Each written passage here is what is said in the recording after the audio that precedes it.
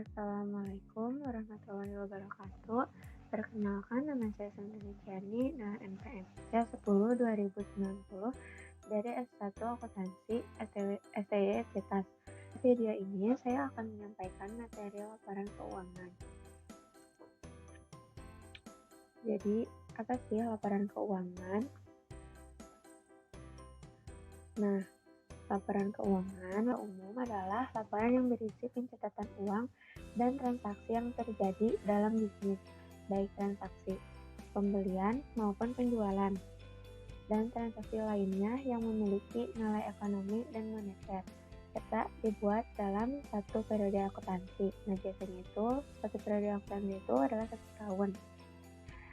Kemudian, laporan keuangan juga dapat dijadikan sebagai bahan evaluasi bagi pihak intern dan pihak ekstern suatu perusahaan.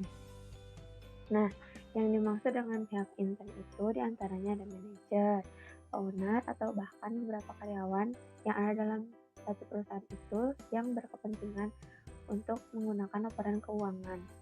Kemudian untuk pihak ekstern itu biasanya seperti investor, mengetahui bagaimana dana mereka digunakan oleh manajemen dan apa yang diharapkan dari kinerja bisnis di masa depan dalam hal profitabilitas dan pertumbuhannya.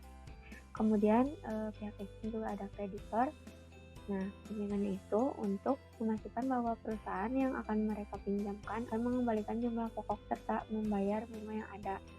Kemudian selain itu juga ada supplier yang berkepentingan agar mereka memiliki gambaran tentang kekayaan kredit masa depan dari perusahaan tersebut. Dan terakhir ada pemerintah, tujuannya itu untuk menggunakan besaran pajak yang sesuai dengan peraturan yang berlaku. Kemudian jenis-jenis laporan keuangan itu ada yang pertama laba rugi, kedua ada perubahan modal, ketiga ada neraca, kemudian arus kas, dan terakhir adalah catatan atas laporan keuangan. Nah, untuk yang pertama, laporan laba rugi.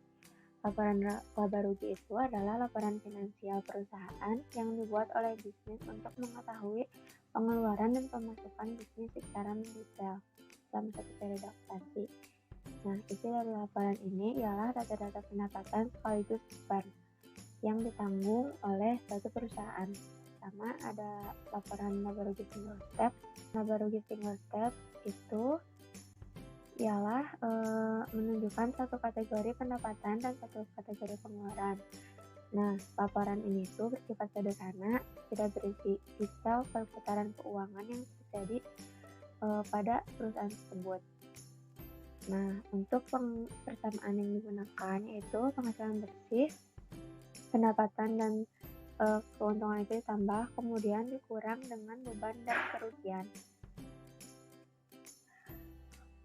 Nah, ini adalah contoh laporan keuangan laba rugi. Dalam kelompok pendapatan itu terdapat pendapatan biasa dan pendapatan bunga. Nah, akun ini tuh nominalnya disimpan di kolom A dan B. Untuk total pendapatannya kita jumlahkan A dan B dan disimpan di kolom C. Kemudian untuk beban itu beban ini disimpan sejajar dengan kelompok A dan B. Kemudian untuk totalnya kita jumlahkan seluruh beban-beban ini dan disimpan di H di sini. Itu tuh beban itu sebagai pengurang. Jadi untuk total laba bersih kita dapat mengurangkan total pendapatan dikurang total beban. Untuk selanjutnya ada laporan laba rugi multiple step. Nah, laporan laba rugi multiple step ini berisi banyak informasi umum daripada yang disertakan dalam laporan laba rugi single step. Tapi laporan ini menggunakan banyak persamaan untuk menentukan keseluruhan perhitungan. Laporan laba rugi multiple step memisahkan pendapatan operasional dan biaya operasional, dan juga dengan pendapatan non operasional dan biaya operasional non operasional. Nah, ini contoh laporan laba rugi multiple step. Di sini tuh yang menjadi perbedaannya itu terdapat pendapatan di luar usaha dan beban-beban di luar usaha. Jadi lebih spesifik untuk penambahannya dan pengurangannya dan penempatan nominal itu sama seperti di laporan laba rugi single stack. Kemudian untuk selanjutnya adalah laporan perubahan modal atau biasa disebut juga dengan ekuitas. Nah, laporan perubahan modal atau ekuitas itu adalah salah satu jenis laporan keuangan yang penting terutama untuk perusahaan publik. Tujuan pembuatannya itu agar perusahaan dapat menggambarkan peningkatan maupun penurunan dari aktivitas bersih atau kekayaan dalam periode tertentu dengan prinsip pengukuran tertentu untuk dianut. Mengapa sih laporan ini tuh ditemukan pada berbagai perusahaan besar? Karena sebagian besar mempunyai struktur kepemilikan yang kompleks dalam perubahan-perubahan akun ekuitas di tahun terkait. Tujuan dari dibentuknya laporan perubahan modal ini yaitu memberi laporan mengenai perubahan modal kerja dan membuat ikhtisas dari investasi dan dana yang dihasilkan dalam satu periode serta aktiva pembayaran. Nah, ini contoh laporan perubahan ekuitas.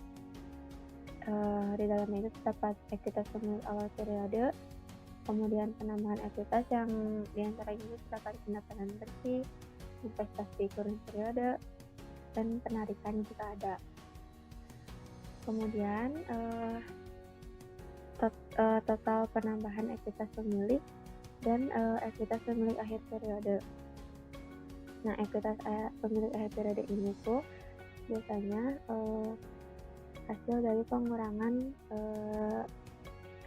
ekuitas pemilik awal periode dan total penambahan ekuitas pemilik. Kemudian selanjutnya ada laporan neraca. Nah, biasanya disebut dengan balance sheet, biasanya terdapat beberapa informasi mengenai akun-akun aktiva serta hal-hal yang menjadi kewajiban perusahaan dalam suatu perusahaan. Dalam penerapannya, laporan neraca terdapat dua macam, yaitu bentuk staple atau vertikal serta bentuk kontrol atau horizontal. Nah, neraca ini mencatat informasi mengenai aset, kewajiban, pembayaran pihak terkait dalam operasional perusahaan dan modal pada waktu tertentu. Dalam laporan ini terdapat segala informasi terkait siapa pemegang saham, siapa kreditur, peraturan pemerintah yang ada, dan berbagai kebijakan lainnya. Semua informasi tersebut memiliki beberapa peran untuk kemajuan suatu perusahaan. Jadi hanya orang-orang internal lah dan beberapa pihak eksternal yang telah ditentukan yang dapat mengetahui informasi tersebut. Nah, ini contoh laporan keuangan neraca atau balance sheet. Di sebelah kiri terdapat aktiva. Nah, dari kelompok aktiva itu ada aktiva lancar dan aktiva tetap. Kemudian pasiva terdapat utang lancar, utang jangka panjang, tidak ada, dan modal. Seperti itu. Kemudian selanjutnya ada arus kas.